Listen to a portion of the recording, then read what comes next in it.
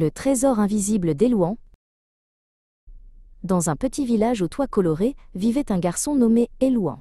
Elouan était un grand explorateur de jardins, mais il cherchait quelque chose de très spécial.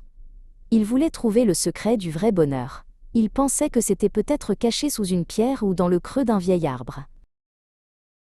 Un matin, alors qu'il marchait vers le marché, Elouan aperçut Madame Rose. Elle portait 2 grands sacs de course qui semblaient très lourds. Ses bras tremblaient un peu, et elle marchait tout doucement en soufflant. Elouan s'arrêta net. « Est-ce que je peux vous aider, Madame Rose ?» demanda Elouan avec un grand sourire. La vieille dame accepta avec joie. Elouan prit l'un des sacs. Ce n'était pas facile, car le sac était lourd, mais il se sentait fier de marcher aux côtés de sa voisine. Arrivée devant sa porte, Madame Rose fouilla dans son tablier et en sortit une magnifique marguerite en papier qu'elle avait fabriquée. « Merci Elouan, tu as mis du soleil dans ma journée, » dit-elle en lui offrant la fleur. À ce moment-là, Elouan sentit une petite chaleur douce pétiller dans son cœur.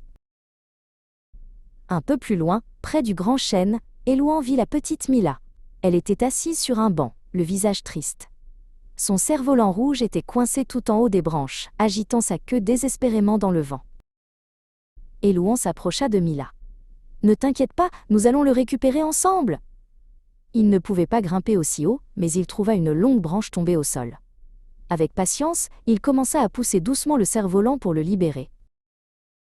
Enfin, le cerf-volant tomba doucement dans l'herbe. Mila poussa un cri de joie et sauta au cou d'Elouan. Ils passèrent le reste de l'après-midi à courir dans la prairie, faisant danser le losange rouge dans le ciel bleu. La petite chaleur dans le cœur d'Elouan devint encore plus forte. En rentrant chez lui le soir, Elouan s'assit sur son lit et regarda la marguerite en papier de Madame Rose. Il réalisa quelque chose d'incroyable. Il n'avait pas trouvé de pièces d'or ou de diamants, mais il se sentait plus riche que n'importe quel roi.